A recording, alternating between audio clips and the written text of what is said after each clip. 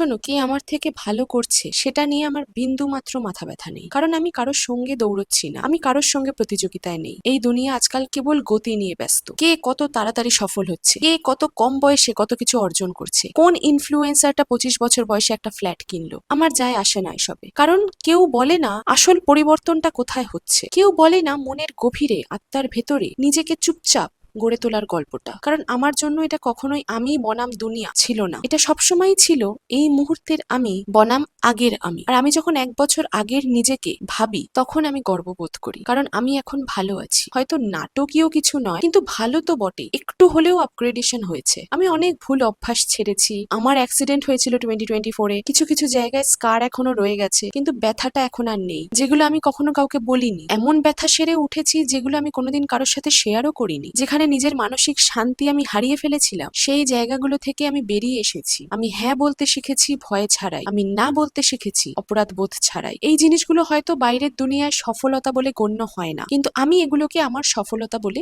গণ্য করি। কারণ সফলতা সবসময় টাকার অঙ্ক নয়, চাকরির পদ নয়, কিংবা সোশ্যাল মিডিয়ায় ফলোয়ার সংখ্যাও নয়। সফলতা হলো যখন তুমি সকালে ঘুম থেকে উঠে নিজের মনে শান্তি পাও, যখন তুমি বুঝতে পারো তুমি নিজের জন্য প্রতিনিয়ত লড়ে যাচ্ছ, যখন তুমি অন্য কাউকে খুশি করার জন্য নিজেকে ছোট করছো না। আমি অন্যের সাফল্যে হাততালি দিই, আমি ঈর্ষা করি না। আমি খুব খুশি হই যখন আমার বন্ধু আরেকটা নতুন বাইক কেনে, আমি খুশি হই যখন আমার বন্ধু আরেকটা নতুন ফোন কেনে, খুশি হই when finally my friend is getting hitched with someone he or she loves। কারণ আমি জানি আমি নিজের ভেতরে যেটা গড়ে তুলেছি সেটা নিঃশব্দ হলেও ভীষণ শক্তিশালী। এটা সবসময় ছিল আমি বনাম আমি, আর সবসময় এটাই থাকবে।